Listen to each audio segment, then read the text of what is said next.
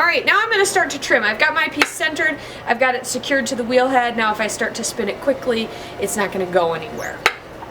First thing I'm going to do, because I forgot to undercut this piece, I did it for the demonstration, but I'm going to cut away this extra clay. I'm going to start with a large part of my loop tool, coming across, holding it steady, and my arms, if you notice, are braced against my body, against my legs are braced against the wheel head. I'm very steady. Now I'm going to turn this loop tool over around like this. Notice I'm using two hands. I've got my piece cleaned up. I've cleaned up the floor so it's smooth, and I've cleaned up around the edge here. Now I'm going to draw my line for where my foot's going to be. So I use about the 2/3 rule. About 2/3 of the way to the outside of the bowl is where I'm going to draw my foot ring. And so I've drawn it in just by holding the needle tool steady and allowing it to touch down on the clay. I'm now going to remove the clay from this exterior area and from the interior area. I want the foot ring to look like it's been added on to the bowl, and that this curve here matches the interior curve. This thickness here seems to match up with this thickness here. So I'm going to start with the large loop tool, and I'm holding my hand around the outside edge here just to keep things steady in case it starts to want to pull away if it's too dry or something like that. Notice how I'm turning my loop tool as I spin around, or as it spins around. Don't forget that your wrist turns. People have a tendency to start moving their whole body back and forth. You got to remember that your wrist can turn. You can also turn the trimming tool around to get at this angle. Now after a while I get to the point where I don't have enough control with this small loop tool, and I'll switch over, or with the large loop tool, I'll switch over to the small loop tool. And the small loop tool is going to allow me to get in here with a little bit more control. Periodically you want to get rid of those little things that are coming off.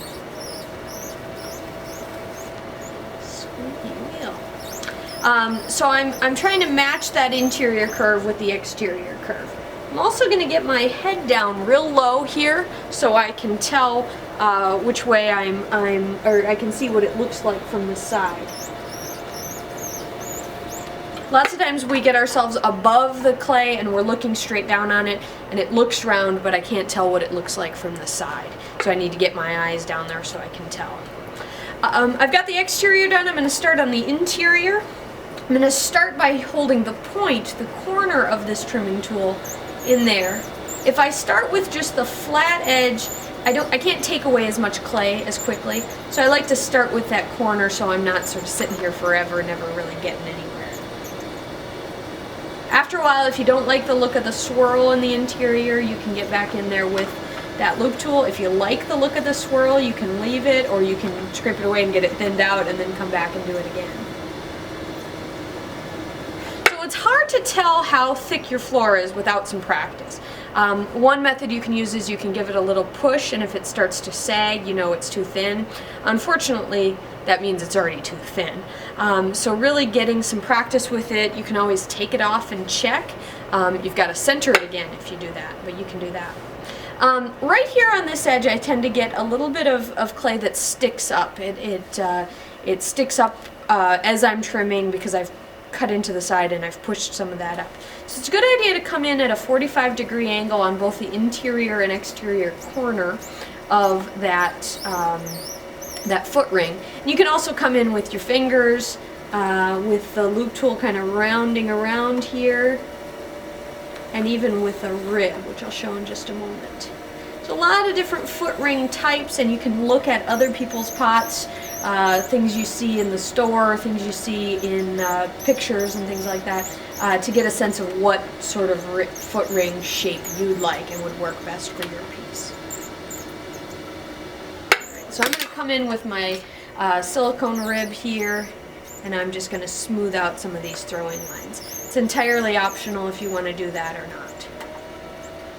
And then the last thing I'm going to do, I'm going to take my stamp and I'm going to push it into the surface here, hopefully right side up, and then I'll be able to flip this piece over.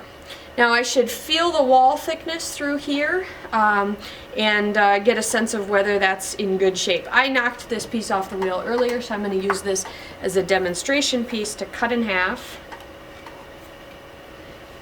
and see how I did. So you can see the wall thickness through here stayed pretty even. Looks like I